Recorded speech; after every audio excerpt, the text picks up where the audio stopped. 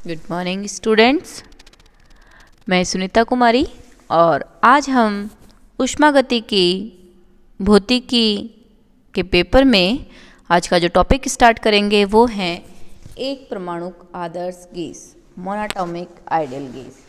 इसमें क्या करेंगे कि हमने एक ऊष्मागतिकी जो निकाय लिया है वो एक परमाणुक आदर्श गैस ली है और उस एक परमाणुक आदर्श गैस के लिए हम पार्टीशन फंक्शन कैलकुलेट करेंगे Z। फिर उस Z से जो हमने पिछले वाली क्लास में देखा था कि पार्टीशन फंक्शन से U निकालना, आंतरिक ऊर्जा निकालना, हेल्महोल्ट्ज़ एनर्जी निकालना, एंट्रोपी निकालना इस पार्टीशन फंक्शन के रूप में निकालेंगे। तो Z का मान कैलकुलेट होने पर U, F, S इस एक परमाणुक आदर्श गैस के लिए हम क्या करेंगे, कैलकुलेट करेंगे। तो एक परमाणुक आदर्श गैस के लिए कैलकुलेट करने के लिए हमने एक आयतन के एक कक्ष में, V आयतन के एक कक्ष में किसी एक परमाणु गैस पर विचार किया जिसमें कि N अणु हैं और प्रत्येक अणु एक परमाणुक है तो प्रत्येक अणु एक समान होंगे और उस प्रत्येक अणु का जो द्रव्यमान है वो स्मॉल m है और प्रत्येक अणु अपने स्थिति निर्देशांक जो है वो x, y, z है और संवेग निर्देशांक है उसमें px, py, pz है और एक अणु की ऊर्जा जो E है उसकी स्थितिज ऊर्जा और गतिज ऊर्जा दोनों का योग होगा। अब एक अणु जो है, ये अणु है, ये अणु है, एक अणु का दूसरे के ऊपर कोई बल नहीं लगाते हैं तो उनमें पारस्परिक स्थितिज ऊर्जा नहीं होगी, इनकी खुद की ही स्थितिज ऊर्जा है, दूसरे अणुओं के कारण पारस्परिक स्थितिज ऊर्जा नहीं है। और हम यहाँ पर गुरुत्वीय क्षेत्र को नेग्लेक्ट कर रहे हैं अणुओं पर, क्योंकि पृथ्वी की ग्रेविटी के कारण भी ग्रेविटेशनल फोर्स लगेगा, हम उस ग्रेविटेशनल फोर्स को नेग्लेक्ट कर रहे हैं इस पर। और इस अणु की जो ऊर्जा है वो गतिज ऊर्जा और सिर्फ स्थितिज ऊर्जा है और स्थितिज ऊर्जा भी अणु की ही स्थितिज ऊर्जा है, दूसरे अणु के कारण स्थितिज ऊर्जा, पारस्परिक स्थितिज ऊर्जा को हम नेग्लेक्ट कर रहे हैं। ओके, अब हम एक कला स्पेस जो फेज स्पेस की सब कोष्ठिकाओं में स्थितिज ऊर्जा अचर हो गई है, अतः हम इस नियत मान को शून्य मान लेते हैं और ऐसे सब कोष्ठिकाओं में जो कि ये मान लेते हैं कि इस जो फेज स्पेस है इसको छोटे छोटे कोष्ठिकाओं में बांट लेते हैं। इस कोष्ठिकाओं में बांटने के बाद में इस कोष्ठिका के बाहर जो अणु हैं उस अणु के लिए जो स्थिति निर्देशांक है x, y, z, उनके लिए स्थितिज ऊर्जा अनंत होगी क्योंकि बाहर कोई भी अणु नहीं है, इस सेल के बाहर अणु नहीं है, सारे के सारे अणु इस सेल के अंदर है। बाहर वाले अणुओं की जो ऊर्जा है वो अनंत होगी और अनंत वाले अणुओं के लिए जो e की पावर ये वाला फलन है वो 0 आ गई है। तो ऐसी कोष्ठिका में अणुओं की संख्या 0 होती है और कोष्ठिकाएं वितरण फलन में कोई योगदान नहीं देती हैं। तो पार्टीशन फंक्शन में सिर्फ वही कोष्ठिकाएं योगदान करेगी जो जिसमें कि अणु अंदर की ओर स्थित है, बाहर की ओर स्थित अणुओं वाली कोष्ठिकाएं इस पार्टीशन फंक्शन में कोई योगदान नहीं देती। ओके, तो यहाँ पर हम एक IV कोष्ठिका लिया, IV कोष्ठिका के संवेग निर्देशांक px, py, pz हैं और इसमें जो गतिज ऊर्जा है वो 1/2m px square, py square, pz square, p square upon 2m होती है गतिज ऊर्जा, काइनेटिक एनर्जी, क्योंकि काइनेटिक एनर्जी बराबर क्या होता है, हाफ mv स्क्वायर और ऊपर नीचे m का मल्टीप्लाई कर दें तो 2m और mv बराबर बन जाता है p का स्क्वायर अपॉन 2m। तो हम काइनेटिक एनर्जी को लिख सकते हैं p square upon 2m p के टर्म्स में। ठीक है, तो ith सेल की जो गतिज ऊर्जा है वो pi square upon 2m। Okay, तब गैस द्वारा अधिकृत स्थान में किसी कोष्ठिका के लिए एनर्जी जो है EI बराबर pi square upon 2m। Okay, अतः सवितरण फलन Z बराबर, सवितरण फलन पता है हमें e की पावर माइनस Z बराबर क्या होता है, समेशन e की पावर माइनस EI अपॉन KT। ठीक है, तो यहाँ पर EI की जो वैल्यू है ith कोष्ठिका के लिए करेंगे तो सभी कोष्ठिकाओं पे ये समेशन लगा दिया तो ये पूरे निकाय के लिए आ जाएगा सवितरण फलन। तो सवितरण फलन Z summation I exponentially minus EI की लगेंगे pi square upon 2n KT। Okay, जहाँ योग अब केवल गैस द्वारा अधिकृत स्थान में कोष्ठिकाओं के लिए ही है। अब फेज स्पेस को समान आयतन H की कोष्ठिकाओं में विभाजित कर लेते हैं। फेज स्पेस को हमने जो H आयतन है उसको H दे दिया और सभी कोष्ठिकाओं का आयतन क्या है, एक समान है। ठीक है। पिछले समीकरणों को 6 अवकलकों से गुणनफल से गुणा कर h से विभाजित कर देते हैं। यहाँ पर h जो है वो z जो है पार्टीशन फंक्शन फिर किस में कन्वर्ट हो जाएगा, समाकलन में कन्वर्ट हो जाएगा। जब ऊपर नीचे तो h से डिवाइड कर दो और ऊपर इसको यहाँ पर गुणा कर दो आयतन से। ओके, तो यहाँ पर 6 समाकलन हो गए। 6 समाकलन हो गए तो 3 तो हो गए स्पेस के dx dy dz, 3 तो स्पेस के हो गए, 3 हो गए इसके मोमेंटम के। 3 मोमेंटम के हो गए तो यहाँ पर पी स्क्वायर बराबर पी एक्स स्क्वायर, क्योंकि पी स्क्वायर बराबर क्या होता है P X square plus P Y square plus P Z square. तो यहाँ पर पी एक्स वाली टर्म को अलग करेंगे तो minus infinite to plus infinite exponentially minus P X square upon 2m K T, यहाँ पर ये गलत है, और डी पी एक्स, और फिर यहाँ पर integration minus infinite to plus infinite exponential minus P Y square upon 2m K T D P Y, और इसी तरह से Z component minus infinite to plus infinite exponential minus P Z square upon 2m K T D P Z. अब यहाँ पर x Y Z जो हैं वो हैं इस पोजिशन कोऑर्डिनेट पे समाकलन। पोजीशन कोऑर्डिनेट पर समाकलन को हम कुल आयतन v से डिनोट कर सकते हैं, और एकल समाकलन यहाँ पर जो ये सिंगल इंटीग्रेशन है ये x कंपोनेंट मोमेंटम के x कंपोनेंट पे, मोमेंटम के y कंपोनेंट में, मोमेंटम के z कंपोनेंट पे। तो यहाँ पर इस समाकलन का जो मान है स्टैंडर्ड इंटीग्रेशन है, ये स्टैंडर्ड इंटीग्रेशन का जो मान होता है वो है यहाँ पर 2 पाई m के टी, ठीक है, 2 पाई m के टी की पावर हाफ। एक का मान ये आता है तो 3 है तो क्या आ जाएगी 2 पाई m के टी की पावर 3/2। तो ये तो आ गया इस समाकलनों का मान, और यहाँ पर इसको हम लिख सकते हैं स्थिति निर्देशांकों पर आयतन v upon h 2 pi m K T की पावर 3/2। ये हो गया है पार्टीशन फंक्शन का मान। ओके, तो IV कोष्टिका में अणुओं की संख्या जो होती है ni बराबर ith सेल में अणुओं की संख्या n अपॉन z e की पावर माइनस ei अपॉन के टी, ठीक है। तो ith सेल में जो पार्टीशन फंक्शन है वो पार्टीशन फंक्शन हमने यहाँ से रख दिया, तो z का मान रखा, z का मान रखेंगे तो n अपॉन v, h ऊपर चला जाएगा, 2 पाई m के टी ऊपर जाएगा तो माइनस में हो जाएगा, और यहाँ पर जो एनर्जी है वो ith सेल की है माइनस ei, और मोमेंटम की टर्म्स में लिखे तो minus P I square upon 2m K T. Okay, तो फेज स्पेस में यदि इस कोष्टिका I को एक आयतन अल्पांश के रूप में माने तो इस आयतन अल्पांश में अणुओं की संख्या, ठीक है। तो ये हो गई ith सेल में अणुओं की संख्या, और इस ith सेल को यदि हम फेज स्पेस में मतलब अल्पांश में अणुओं की संख्या को निकालना चाहें तो इस आयतन अल्पांश में इसको डिवाइड करें तो ये अणुओं की जो संख्या है वो 6 कोऑर्डिनेट पर डिपेंड कर रही है। 6 कोऑर्डिनेट यानी h जो है वो dx dy dz dpx dpy dpz, 3 तो मोमेंटम के, 3 पोजीशन के कोऑर्डिनेट्स। तो यहाँ पर जो अणुओं की जो संख्या है वो d6n का मतलब यहाँ पर 6 कोऑर्डिनेट्स हैं, इसलिए d6n n upon v 2 pi m K T की पावर माइनस 3/2, और ये जो एक्सपोनेंशियली है minus P square upon 2m K T.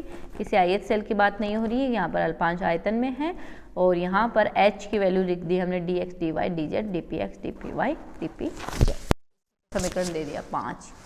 Okay, तो ये हो गया हमारे पास में किसी अल्पांश आयतन में अणुओं की संख्या, एक परमाणु आदर्श केस के अल्पांश आयतन में अणुओं की संख्या ये हो गई, ठीक है। यहाँ हमने 6 अवकलकों पर आश्रित होने के कारण अल्पांशों में अणुओं की संख्या को क्या लिख दिया है d6n लिखा है, ठीक है, जो कि हमने ऑलरेडी बताया है। अब यदि हम इसमें ये जो हैं ये 6 कोऑर्डिनेट्स पर डिपेंडेंट हैं, यदि हम सिर्फ स्थिति आकाश में अणुओं की संख्या निकालना चाहते हैं, स्थिति आकाश में अणुओं की संख्या निकालना चाहते हैं तो dx dy dz तो रह जाएगा, और dpx dpy dpz का जो मान है वो यहाँ से कैलकुलेट हो जाएगा। तो स्थिति निर्देशांक में अणुओं की संख्या निकालने के लिए 3 ही निर्देशांक बचेंगे, तो d³ n हो जाएगा, और dx dy dz as it is रह जाएगा, dpx इसका मान आ जाएगा 2 पाई m के टी की पावर हाफ, dpy का इस समाकलन के साथ मान हो जाएगा 2 पाई m के टी की power half, 2 pi m K T की पावर हाफ जेड कंपोनेंट में। इस तरह से इन तीनों का जो मान है इस समाकलन पे 2 पाई m के टी की पावर 3/2 आ जाएगा। तो यहाँ पर हमने लिख दिया इसको d³ n N upon V 2 pi M K T minus 3/2 as it is था, और वो 3 समाकलन से ये आ गया मोमेंटम के सापेक्ष जो समाकलन थे वो उसके मान आ जाएगा ये वाला 2 पाई एम के टी की पावर 3/2, और जो स्पेस कोऑर्डिनेट है dx dy dz वो हमने एज इट इज रख दिया है। तो यहाँ पर ये जो है वो है सामान्य आकाश में अणुओं की संख्या का डिस्ट्रीब्यूशन प्राप्त हुआ है, ठीक है। यानी प्रति एकांक आयतन में अणुओं की जो संख्या है वो क्या है n अपॉन वी, तो जो कि क्या है एक अचर वैल्यू, ठीक है। इसका मतलब ये हो गया कि सामान्य आकाश में अणुओं का जो वितरण है वो एक समान रूप से होता है, ओके। अब यदि हम वेलोसिटी स्पेस में अणुओं का डिस्ट्रीब्यूशन प्राप्त करना चाहते हैं तो इसमें वेलोसिटी डिस्ट्रीब्यूशन के लिए हम क्या करेंगे, इसका तो समाकलन कर देंगे और यहाँ पे dpx dpy dpz की जगह हम वेलोसिटी में कन्वर्ट करेंगे तो m dvx m dvy m dvz, और यहाँ पर dx dy dz का जो समाकलन करेंगे तो वो आ जाएगा यहाँ पर नॉर्मल आयतन से आयतन क्या हो जाएगा, कट हो जाएगा। तो n 2 पाई एम की टी पावर माइनस 3/2 और ये एज इट इज, और dvx और m क्यूब आ जाएगा, ये रहा। तो यहाँ पर जो अणुओं की संख्या है वो अणुओं की संख्या बच जाएगी d क्यूब n, क्योंकि 3 पे डिपेंड कर रही है और 3 कौन से हैं, वो वेलोसिटी के कोऑर्डिनेट। तो ये वेलोसिटी स्पेस में है, वो किस में था, नॉर्मल स्पेस में। n 2 pi M K T power minus 3/2 V से वी कट गया और बच गया क्या था e की पावर minus P square upon 2 K D P X D P Y D P Z, okay. इसको वॉल्यूम वेलोसिटी में कन्वर्ट करने के लिए p बराबर होता है एम वी, ठीक है।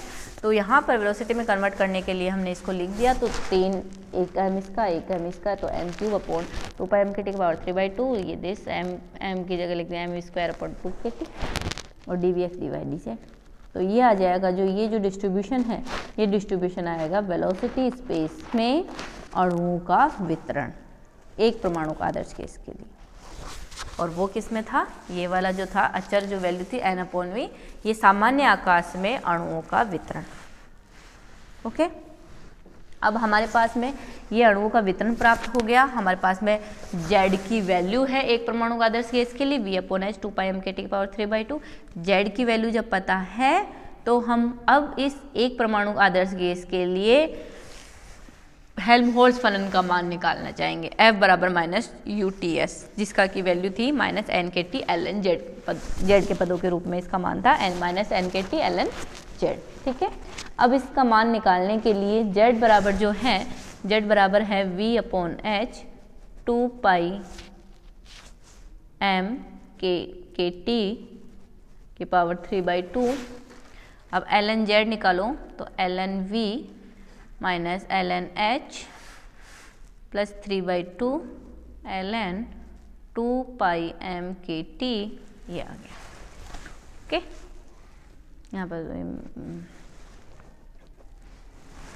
तो ये F बराबर हो जाएगा minus N K T L N Z की वैल्यू लिख देंगे L N V minus L N H plus 3/2 L N 2 pi M K T, okay. ये हो गया। अब इसका मान निकालने के लिए हम इसको जो F बराबर U माइनस टी एस है, इसका हम इसमें परिवर्तन देखते हैं, यानी अवकलन डी एफ बराबर D you minus T D S, एक बार एस के सापेक्ष कर दिया टी को कांस्टेंट रखते हुए, अब माइनस एस को कांस्टेंट रखा और टी के सापेक्ष डी टी, तो यहाँ पर D you minus T D S minus S D T, D you minus T D S द्वितीय नियम के अनुसार डी क्यू अपॉन टी बराबर डी एस, तो टी डी एस बराबर हो गया D Q, D you minus D Q, और किसी निकाय को दी गई उसमें आंतरिक ऊर्जा में प्लस उसमें किए गए कार्य में, तो यहाँ से हमारे पास में D you minus D Q बराबर इधर जाके बच जाएगा क्या, माइनस पी डी वी। तो यहाँ पर इसकी जगह हमने रख दिया माइनस पी डी वी, ये minus S D T, okay. तो यहाँ से हम प्रेशर निकालना चाहें तो प्रेशर निकालने के लिए हमें ताप क्या रखना पड़ेगा, नियत रखना पड़ेगा। तो हेल्महोल्ट्ज़ फंक्शन में आयतन के सापेक्ष परिवर्तन नियत ताप पर जो है वो दाब हो जाएगा, और ये जो दाब है ये किसके बराबर, P बराबर हो जाएगा मान del F upon V T, और ये हम निकालना चाहें यहाँ पर, यानी हम ये निकालना चाह रहे हैं कि जो N K T upon V, okay, v के सापेक्ष इसका समाकलन अवकलन करेंगे, v के सापेक्ष करेंगे तो v वाली टर्म सिर्फ ये है, तो इसका del F upon del v का मान आ जाएगा minus N K T upon V, okay. तो ये minus N K T upon है, माइनस माइनस प्लस हो जाएगा तो N K T upon V, और एन के को हम लिख सकते हैं एन आर, तो N R T upon V. तो यहाँ पी बराबर हो जाएगा N R T upon V, तो ये हो जाएगा पी वी बराबर एन आर टी, क्योंकि एक परमाणु आदर्श गैस की अवस्था समीकरण। ओके, तो ये मतलब इसका मतलब ये जो पार्टीशन फंक्शन है वो सही है।